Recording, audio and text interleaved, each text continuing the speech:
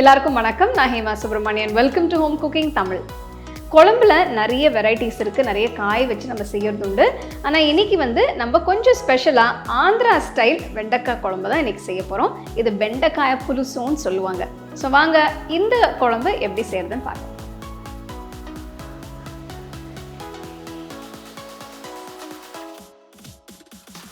வெண்டைக்காய புலுசு, அதாவது வெண்டைக்காய் குழம்பு செய்ய ஒரு 4-5 வெண்டைக்காயை எடுத்து கழுவி சின்ன சின்னதாக கட் பண்ணி வச்சுக்கோங்க. நறுக்கின வெண்டைக்காயை ஒரு பேனில் 1 டீஸ்பூன் எண்ணெயை ஊற்றி நல்லா ரோஸ்ட் பண்ணி எடுத்துக்கலாம். இப்படி செய்கிறதால வெண்டைக்காய் கொஞ்சம் வழுவழுன்னு இல்லாமல் நல்லாயிருக்கும்.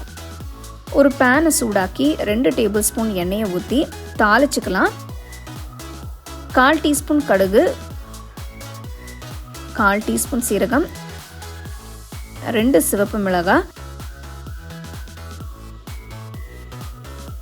1/4 டீஸ்பூன் பெருங்காயத்தூள் சேர்த்துக்கோங்க. பெருங்காயம் பொரிஞ்சதும் 6 பல்லு பூண்டு, 10 பொடுசா நறுக்கின சின்ன வெங்காயம், 1 பச்சை மிளகாய்,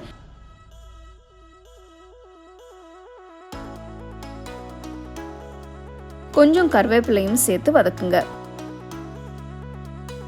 வெங்காயம் பாதி வதங்கினதும் நறுக்கின ஒரு தக்காளியை சேர்த்து கிண்டுங்க. தக்காளி வேகும் போதே தேவையான அளவு உப்பு போட்டு 1/4 டீஸ்பூன் மஞ்சள் தூள், 1 டீஸ்பூன் மிளகாய் தூள், 2 டீஸ்பூன் கொத்தமல்லி தூளும் ஆட் பண்ணி மிக்ஸ் பண்ணுங்க.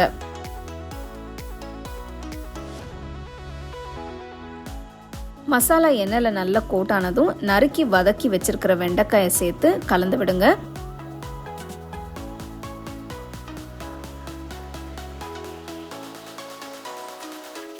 அடுத்து 1/4 கப் புளி தண்ணியும்,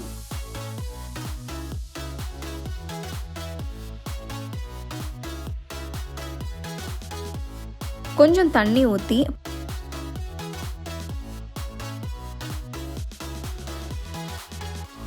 பாத்திரத்தை மூடி வச்சு ஒரு 10 நிமிஷம் நல்லா கொதிக்க விடுங்க. 10 நிமிஷம் ஆயிடுச்சு, நல்லா கொதிச்சிடுச்சு. இப்போ 1 டீஸ்பூன் வெல்லம் சேர்த்து கலந்து விட்டு ஸ்டோவை ஆஃப் பண்ணிடலாம். சூப்பரான வெண்டைக்காய் புலுசு, அதாவது வெண்டைக்காய் குழம்பு ரெடி ஆயிடுச்சு. சாப்பிட்டு என்ஜாய் பண்ணுங்க.